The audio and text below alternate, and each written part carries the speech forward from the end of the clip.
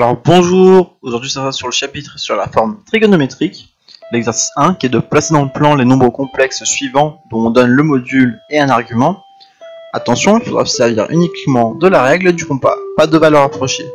Donc nous avons pour le petit c le module de z qui est égal à 1, l'argument de z qui est égal à 3pi sur 2.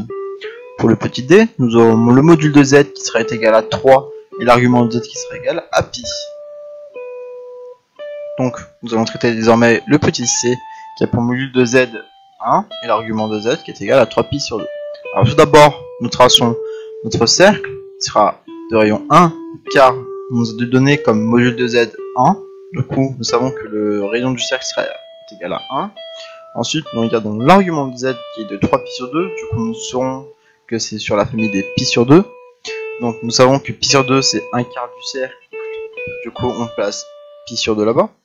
Ensuite, nous savons que si on refait encore un quart de tour, nous arrivons à 2pi sur 2, donc aussi pi.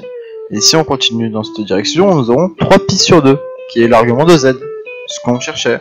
Et donc, à ce moment-là, on déduit l'angle de cos à 3pi sur 2, qui sera égal à 0, car tout simplement, si on se repère à l'axe des abscisses, cos est à 0, car c'est l'axe des abscisses. Donc, nous savons que cos 3pi sur 2 est égal à 0. Ensuite, pour sin 3pi sur 2, à ce moment-là, on se place sur les ordonnées. Nous voyons que 3pi sur 2 est placé en bas des axes, des axes des ordonnées. Du coup, nous savons qu'il est égal à moins 1. Du coup, nous plaçons le point à 3pi sur 2 dans un rayon 2. Ensuite, pour le petit d, nous avons le module de z qui est égal à 3 et l'argument de z qui est égal à pi.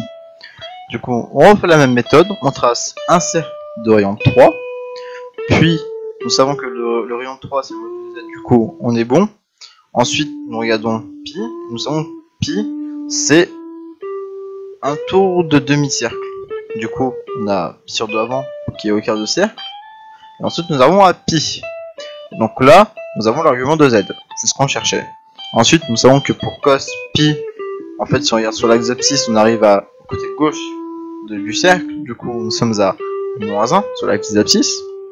Et donc pour sin, si on regarde l'axe des ordonnées, nous sommes à, pour sin égale pi, 0. Donc nous plaçons notre point à pi. Du coup, je vous remercie d'avoir regardé ma vidéo. Et je vous souhaite plein de courage pour la suite.